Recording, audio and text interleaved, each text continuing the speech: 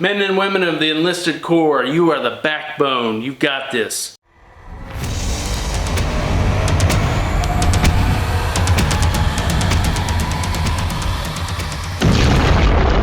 The CDC says suicide is now the 11th leading cause of death in the United States. Experts say the death rate has gone up by 32% over the past 2 decades.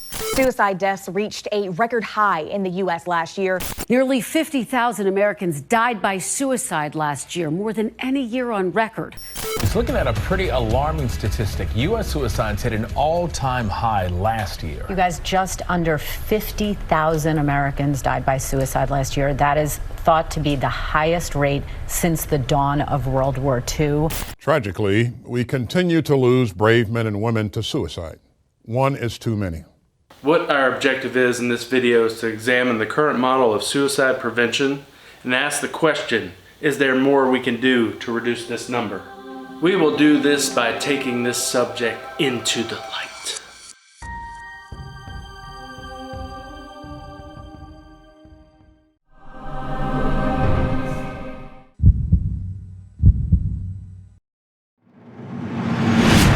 Today, when we hear about suicide prevention, we often hear mental health. It's all about mental health. The U.S. Surgeon General calls it the defining public health crisis of our time. Mental health. Cardiac health and cancer prevention, we need to start thinking about mental health in the same way.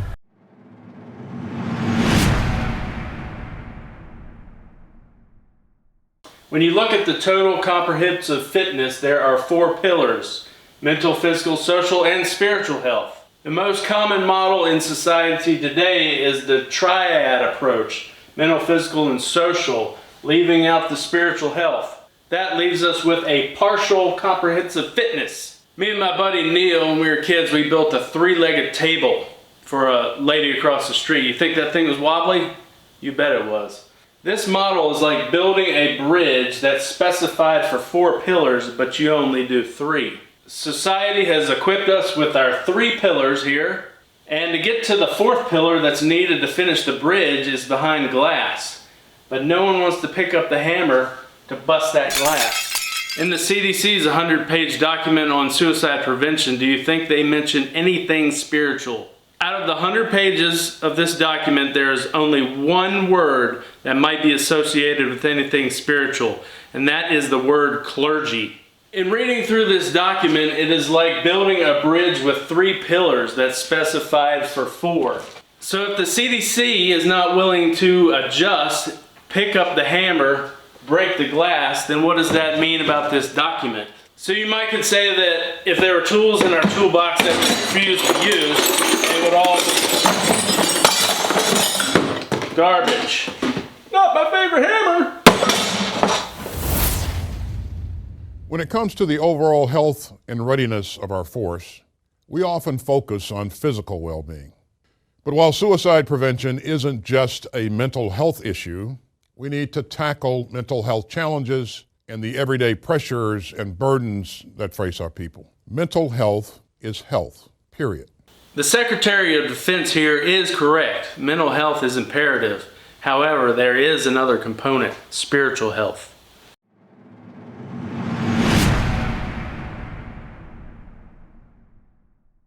Let's talk about some of the problems. Mainstream science comes at us like an abusive parent, telling you you're a product of a cosmic one-night stand, an accident. You have no purpose.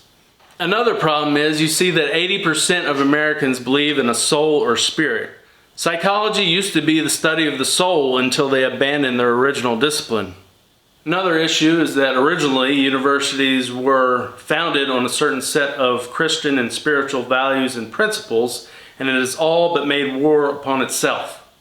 In the field of engineering and project management, the first thing you have to do is scope the problem. You have to define the problem. If we can't fully define the problem, we have a problem. We're having a mental health crisis in this country. We're having continued opioid epidemic, and all of these things contribute to our high suicide rate. This doctor is correct. Many things contribute to the high suicide rate. And consistently you will see that they fail to mention the 4th pillar. Drug and alcohol abuse are methods of indirect suicide. You are playing Russian roulette with your life. If you have an addiction, Seek help now. 1 in 5 adults experience mental illness every year. Depression rates are at an all-time high, a figure that is rising. The president says we are falling short. For all those brave enough and strong enough to seek help, and I mean that, brave enough and strong enough to seek help. The President of the United States is indeed correct here. We do have a significant failure. He's also correct that you must take the initiative to seek help now. In a world where a lot of people's lives revolve around a little black rectangle, do not wait for them to recognize that you might need help. Seek help now. In 2021, more than 12 million American adults thought about suicide. 1.7 million attempted it. The CDC statistics tell us that 13 million are thinking about suicide. Nearly 4 million have made a plan for suicide, and 1.6 million have attempted suicide. With these statistics, it is evident that our current model is failing. The definition of insanity is to do the same thing over and over again and expect different results. So I'm going to ask you one more time, if there's more we could do for suicide prevention, would you? In the current model embraced by the CDC and the Surgeon General, we have failure. It's like a broken home, and you just take money and you keep doling it out, trying to buy that kid's happiness. And maybe most importantly, how do we pay for it? Put them on this med, put them on that med, that program, this program, keep throwing money at it, make them happy. At the end of the day, it doesn't work, it's broke. It's a broke system, a broken home. I had a personal crisis. I lived for about a decade with intense depression and anxiety, self-loathing. I hit rock bottom. I went to a place where I actually didn't want to live anymore, and so I was self-medicating. I had, over a long period of time, seen psychiatrists, other doctors. I was trying to understand my condition and trying to treat it with the help of pure evidence-based science. The youth mental health crisis is overwhelming emergency rooms. Nearly 60% of high school girls reported persistent feelings of sadness or hopelessness. And for our nation's veterans, the crisis line is fielding a record number of cries for help. What you will see in the Suicide Prevention Guide from the CDC is a need for a lot of funding. And maybe most importantly, how do we pay for it? The benefit to using the spiritual component within the suicide prevention model is it's already there. All you have to do is tap into the resources. And in January, February of last year, I saw one therapist who said, perhaps it's something else that you have, and she described it as spiritual bankruptcy. Under the total comprehensive fitness model, we have mental, physical, social, and spiritual. From a 2023 Pew Research poll, we have 70% of Americans believe in spiritual. So 22 are spiritual but not religious. 48% are spiritual and religious. 10% are religious but not spiritual. And 21% choose that it's not for me, neither spiritual or religious. So 83% of people believe in a soul or spirit, and 81% believe that there is something more than the standard materialism model. The spiritual pillar is defined as strengthening a set of beliefs, principles, or values that sustain an individual's sense of well-being and purpose.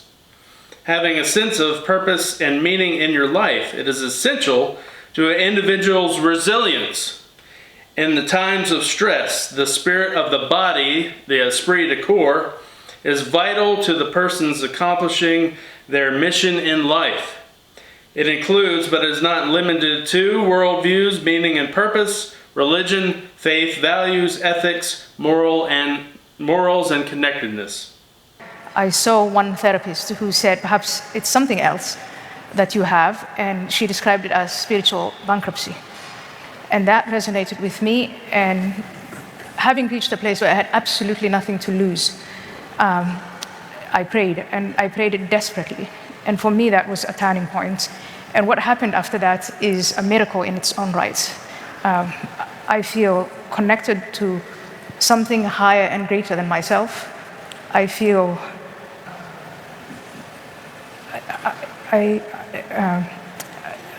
my zest for life is back.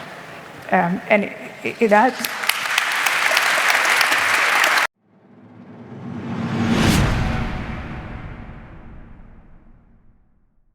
It's not all doom and gloom. We do have several psychologists and medical professionals willing to embrace the hard science, willing to answer the tough questions, willing to attain new knowledge, willing to remedy the overcorrection of the scientific revolution.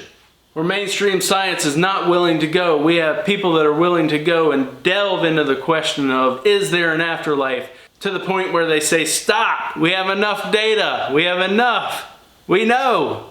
Almost 50 years ago, a woman who had just tried to kill herself told me something that challenged everything I knew about science, about life and death, about the mind and the brain. Is it possible that our consciousness or our mind survives bodily death? There's a wide range of human experiences that suggest this is exactly the case. They are willing to pick up the drop ball of the study of the soul and tell you that suicide is not an option. You know, neuroscience and materialist science have never come up with any kind of linkage to explain how consciousness might arise in the brain.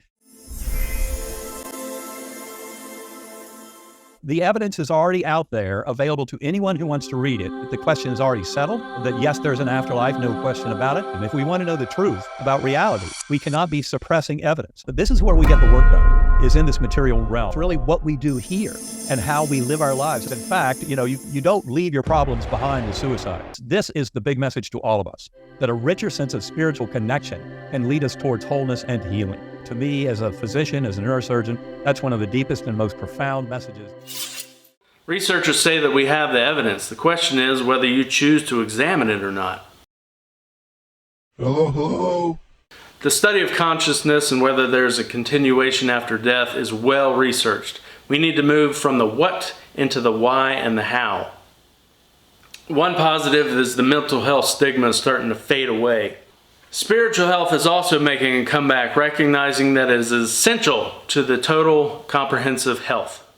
School systems, on the other hand, need to do better. Yesterday's meatloaf is today's sloppy joe and tomorrow's taco. You gotta do better. It's not the lunch lady's fault. It's not the school teacher's fault. We're operating on 3 pillars. You got the fastest 4-cylinder in the world and it's humming on 3.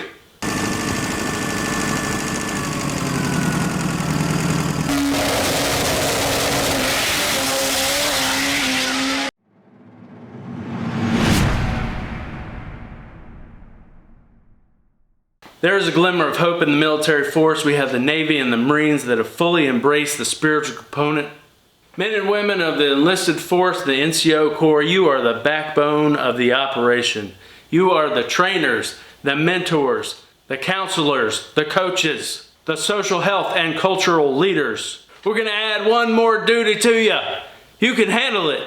You are the spiritual health ambassador. Embrace it. You got this.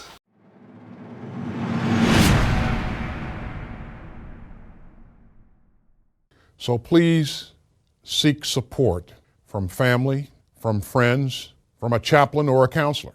If you are struggling with your total comprehensive health in the mental health component or the spiritual health component, call the resources provided, the 988 number, the military crisis line.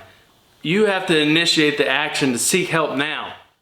You know, reaching out for help is a sign of strength and resilience and courage. We can all be thoughtful listeners. We can all remind our friends and family and colleagues that they are not alone. Tell them that you are ready to scrap the plans that you've created and you want a new plan, a new mental health plan, a new spiritual health plan, a total comprehensive plan. Since they're so worried about money, let's demand that they fund a new branch of healthcare, the spiritual healthcare component. Don't wait. Seek help now. You are worth it. You have value, you have meaning, you have purpose, you are loved. Go get them.